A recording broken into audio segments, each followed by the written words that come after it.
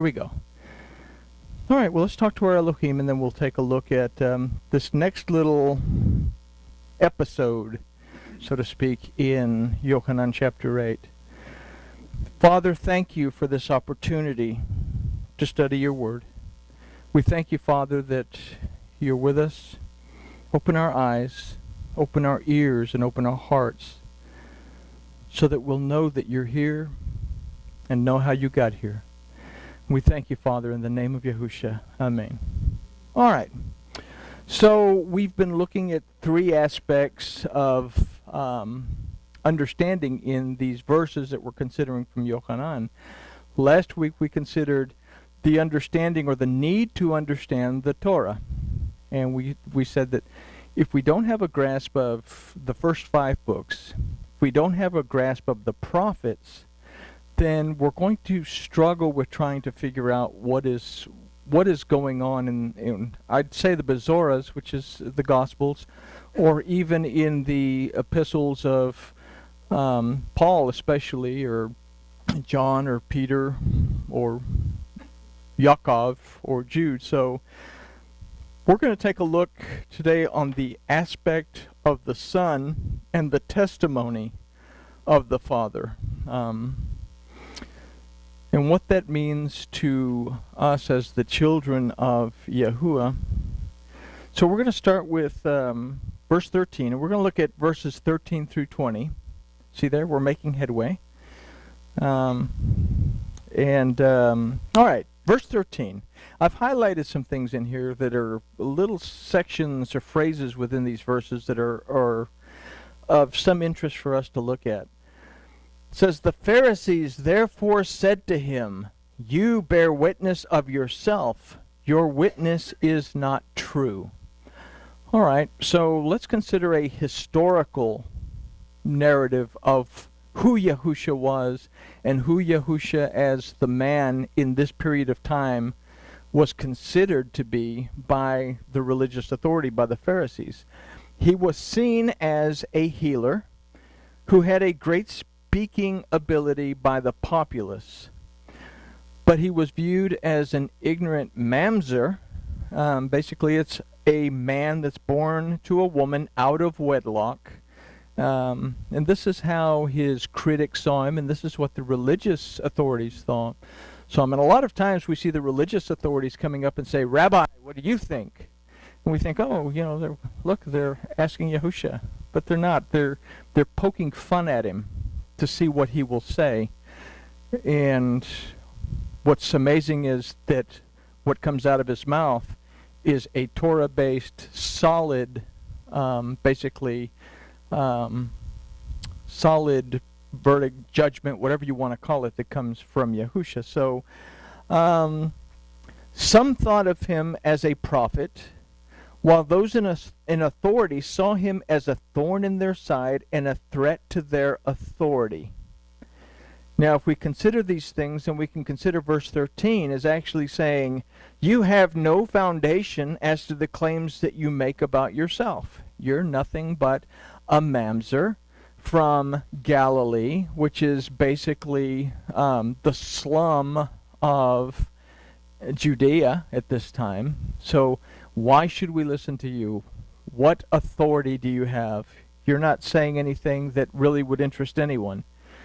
So what's going on, what we must consider is that Yahusha was bringing into being much of what the Torah and the prophets had said. The religious authority appeared to be blinded by their own dogma to see the evidence. And here is the sad part. Yahusha, if they had bothered to look to see who he was, they would have known that he was born in Bethlehem and not in Galilee, so they would have started to pay attention. They'd listen to what Yahusha said, then they would start to reflect on some of the things that the Torah and the prophets said, and they'd be able to start making sense of what was coming forth from Yahusha.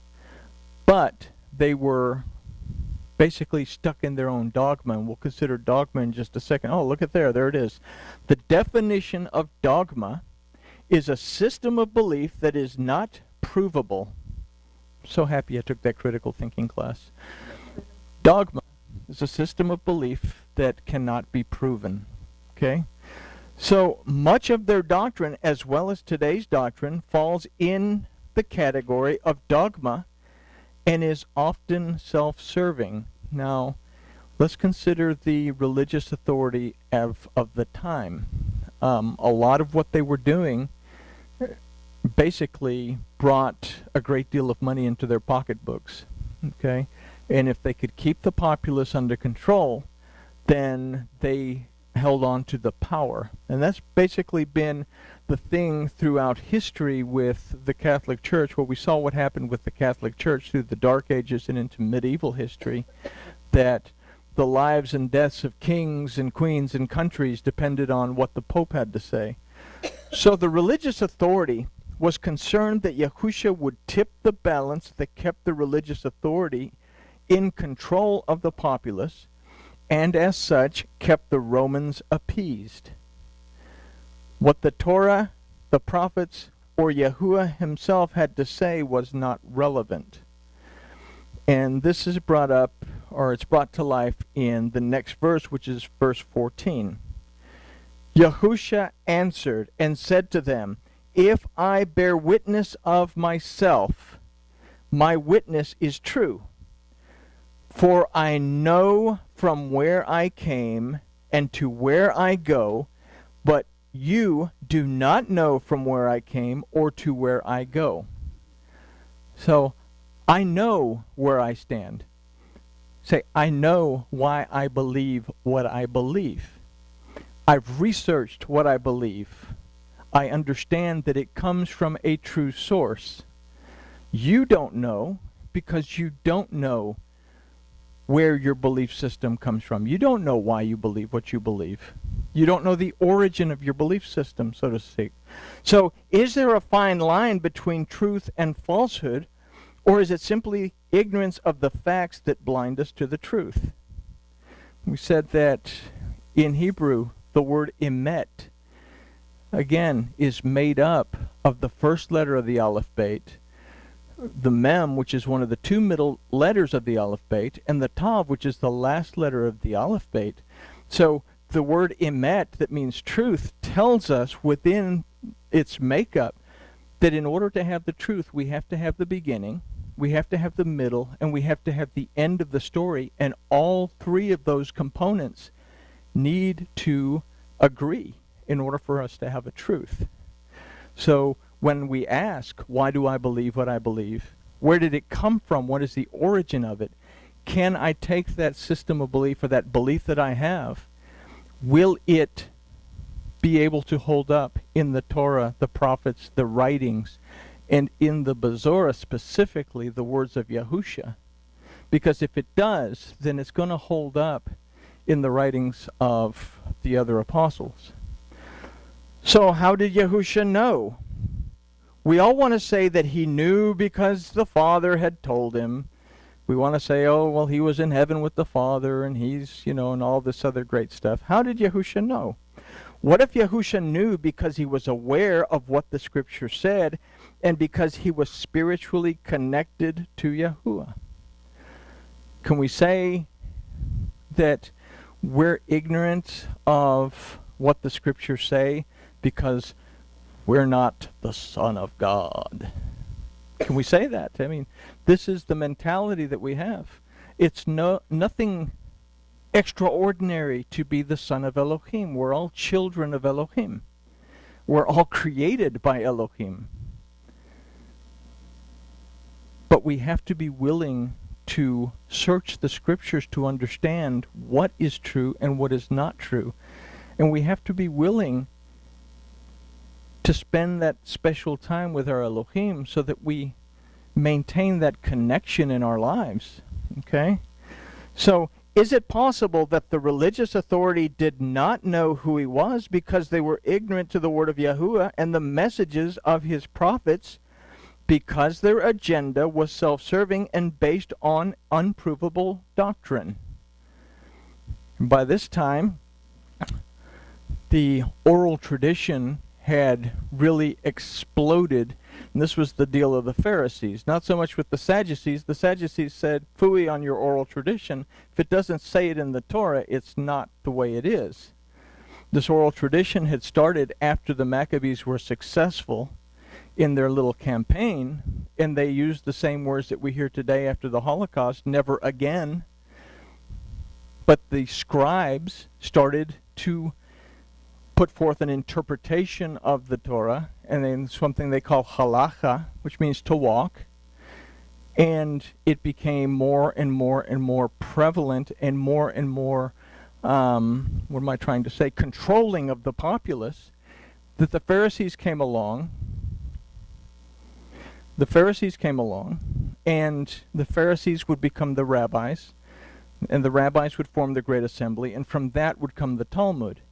And oftentimes, the Talmud is not necessarily in agreement with what the Torah has to say.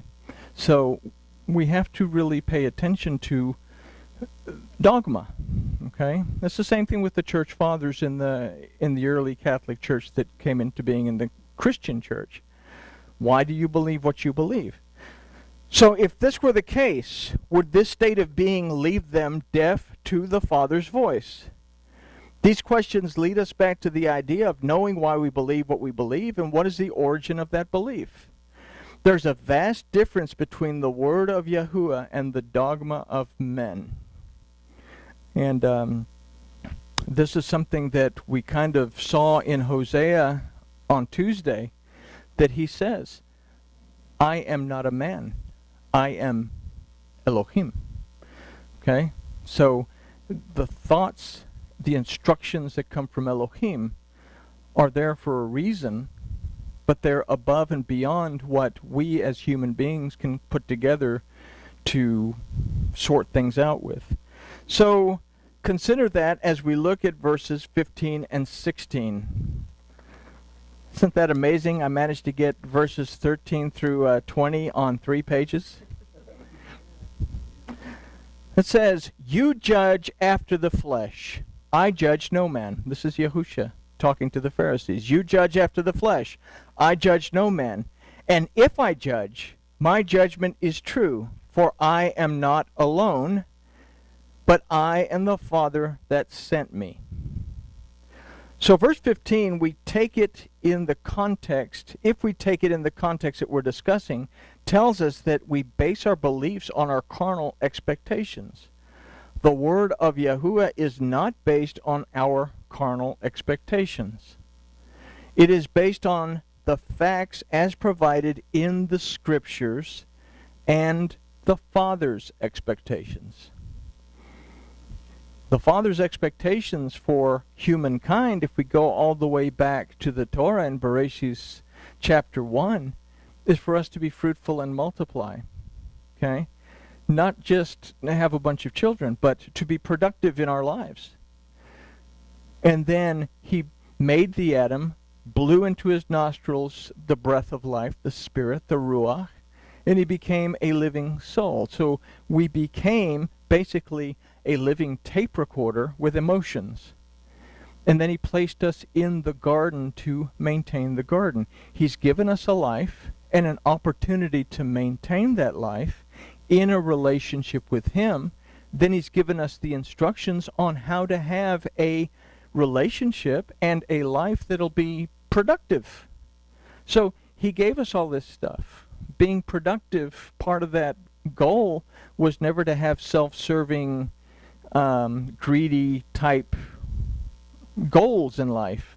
And this is where we go astray. What is it going to do for me, as opposed to how can I respect myself so that I can respect someone else the same way that I respect I got to love my neighbor as myself. Yahusha said it's the second commandment.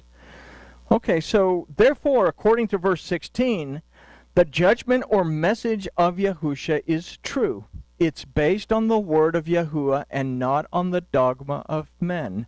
Yahusha never once popped off any kind of doctrinal belief.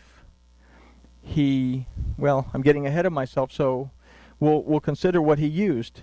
We can consider this concept in the phrase, my judgment is true, for I am not alone, but I and the Father that sent me. When one's testimony is based on the truth of the Father's word, which is the Torah of Yahuwah and the prophets that confirm it, then Yahusha is not alone in testifying, because the Spirit of Yahuwah, the Ruach, resides within him and surrounds him.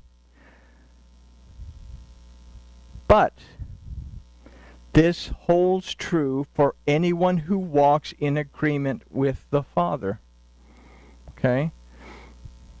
Well, Yahusha had a very special relationship with God. Well, no. He had the relationship with Elohim that we should have with Elohim. Moses said, follow the Torah. It's not that hard for you to do. Yahusha said, I'll do this until it's fulfilled. That I can show you that it's not that hard to do, because I can keep the Torah.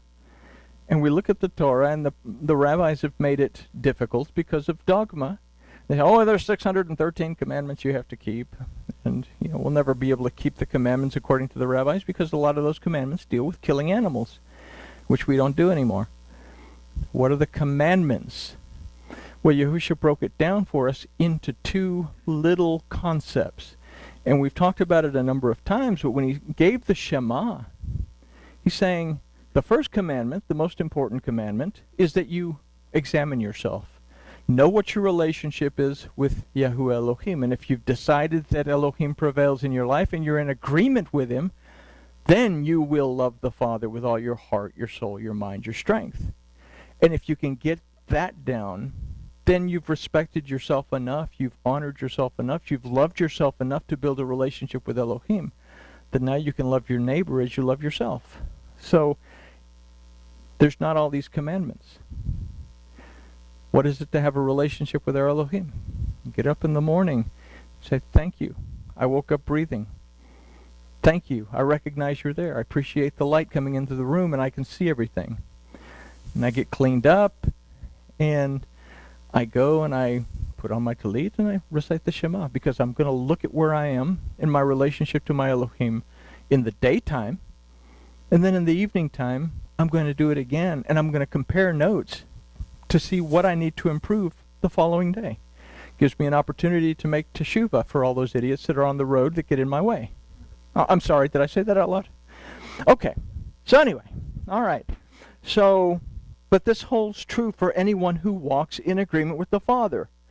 The religious authority may accuse him, but their accusations will be bearing false witness. If we can grasp this, then verses 17 and 18 will make sense. Yes, in your Torah it is written that the witness of two men is true. I am he that bears witness of myself, and the Father that sent me bears witness of me. Okay, so are we saying, oh, well, this is something that's only special to Yahusha because he has this unique relationship with Elohim because he is the Son of God? Or does this hold true for all of us? It says, yes, in your Torah it is written. Three very important words. It is written. Okay? If I am he that bears witness of myself, and the Father that sent me bears witness of me. If I'm walking according to the Torah, then the Father sees that I'm walking according to the Torah, and the Father bears witness of me. I'm in agreement. So throughout the Bezoras, Yahusha states, it is written. We look at that as a very important thing. Why did Isha fail in the garden? Because she tried to come up with her own dogma to refute what the Satan was throwing at her. Why did Yahusha succeed in the wilderness? The Satan threw the same accusations at him, but he simply said, it is written. And the Satan twisted the scriptures. He said, no, it is written. He stood on what the word actually says, as opposed to trying to make something up on the fly. So Yahusha stands on the testimony of the Father. What is the testimony of the Father? Well, it's the Torah. It's the instructions that we get from the Father. and makes that testimony his own. So, if I use the word shamar, it means to treasure, to guard, to keep, to observe, to preserve. If I shamar the Torah, I'm treasuring the Torah. I'm making it my own. It's my own treasure. That's an important concept because we'll look at it again in a minute. I'm making a treasure out of the word of the Father. And I treasure it in my life because that is what I seek to observe in my life. So, in this, his words are provable and confirmed in the Torah of Yahuwah, not in his own dogma. He says it's written. And he stands on the word of Elohim. Therefore, the word of Elohim stands, and he doesn't have to sit there and try to prove his own dogma. He speaks truth because the Father's word is true. This, however, is a concept that the religious authority was and is failing to grasp. Consider verse 19. Then they said to him, "Where is your Father?" Yahusha answered, "You know neither me nor my Father. If you knew me, you would know my Father also."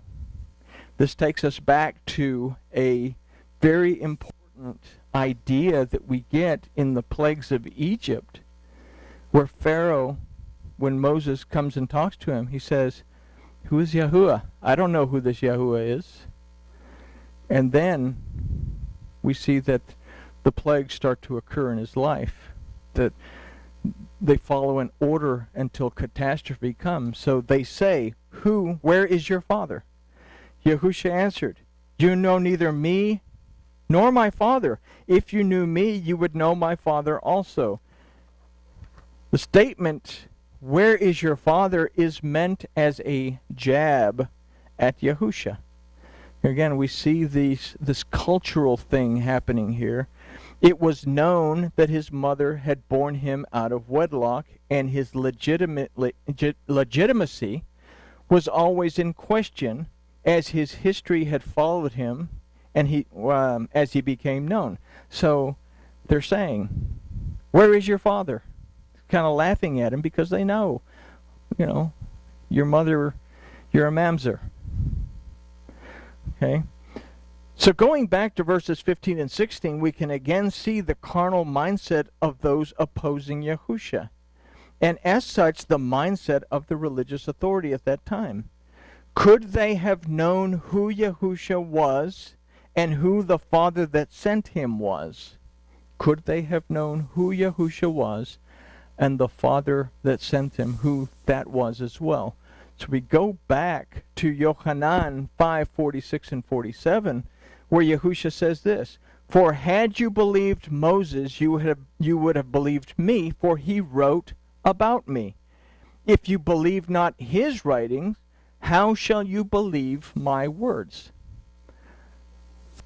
You have to go back and understand what the Torah says, what the prophets are saying, and then you need to do some more in-depth research as to who I am, who my parents were, where I was born, what my lineage is, because if you did that, you would recognize that, A, I'm actually the legitimate king of Israel, and that I was born in Bethlehem, that I fit all of the categories of Mashiach. And you'd also know that I was also the next in line after Yochanan the Immerser to be the Kohen Hagadol, the high priest. If you'd done your homework, you'd know who I was, you'd know who sent me, and you'd know that I was Mashiach. Mashiach was a word that was used for the king, but Mashiach is also a word that was used for the Cohens, the Kohanim, not the Cohens, the family down the street, but the Kohanim. Okay? When we read in Vayikra, it tells us more than one time, take yourself to the Kohen HaMashiach, the anointed priest, and present yourself. Okay? So the term Mashiach refers to both the king and the priest. So Yahusha was both. But says, had you believed Moses, you would have believed me, for he wrote about me. If you'd go back to the Torah and research, then you'd know some things. And then if you would go back and understand where I came from, then you would know a whole lot more and you could put the pieces together. So there's no room for the carnal mindset and the dogma that it produces. The Torah and the prophets pointed to Yahusha. The religious authority was so caught up in its halacha that it had failed to depend on the word of Yahuwah to point the way to the truth and the life that was to be found in Yahusha's testimony. This concept is illustrated in Yahusha's accusation. You know neither me nor the Father. If you knew me, you would know my Father also. But the religious authority did not recognize the redemption, deliverance, and restoration of Yahuwah that walked among them any more than they recognized this in the word of Yahuwah. There's nothing being stored up in the treasury of the Father when we walk in dogma and ignore the truth of his word. We said that we were given the Torah. And listen to what Elohim had to say in chapter 19 of Shemot. He said, if you will shamar, if you will treasure, preserve, and observe the word that I'm going to give you, you will be my treasure. Okay? So we have to treasure the word and we will become his treasure. There's a lot of things going on in the treasury. Okay? So let's consider this in the last verse of the study. These words he spoke in the treasury as he taught in the temple. And no man took him because his hour had not yet come. So it's ironic that Yahusha had this conversation in the treasury. We are to shamar. Again, we are to treasure, preserve, and observe, guard the word of Yahuwah. The word shamar means to treasure. And it is the word of Yahuwah that must fill our treasury. Okay? You can spend some time going through Jeremiah, Yirmiyahu the prophet, and you'll find a lot of it speaks about this particular idea. Not our own dogma, not our own doctrine. What the Torah says. What does it say? The religious authority was storing up its dogma so that it could preserve itself and the agenda that it followed. And there's a story, a parable that Yahusha uses, that a man had become very wealthy in his grain, and he got all excited about it. And he said, I'm going to tear down my barns and build new barns. And Yahuwah says, you fool, tonight your life will be required of you. We take all our time and spend our entire life storing up our own ideas, our own dogma, our own doctrine, our own interpretation. Then we miss the fact that we haven't taken the time to bring what makes us productive into our barn. We don't have to tear down the old barn. We simply have to fill it. So this verse can be linked to Revelation, where Yahusha says, I stand at the door and knock. We cannot hear the knock if our ears are stuffed full of the fluff of dogma. In Yirmiyahu, Yahuwah says that his Torah will be written on our hearts. It will be placed within the treasury of our temples. The last line is one that we must become aware of. No man took him because his hour had not yet come. So we get this idea, okay, well, they couldn't grab hold of him because they wanted to beat him up and execute him right then and there. And this is the idea that we get because we want to read it topically. But let's take another point of view at this. No man took him because his hour had not yet come. The word of Yahuwah is not grasped by the atom because there is no time or place for Yahuwah or his word within its dogma. We want our dogma to override the word of Yahuwah. So we want to grab a hold of it to snuff it out, and not grab a hold of it to understand it so that we can walk according to it. We must want to build an intimate relationship with the Father and be willing to find Yahusha according to His Word and not according to our unproven beliefs. We must treasure the Word of Yahuwah and seek to fill the treasury of our hearts with it. So we end with the ever-present corny question.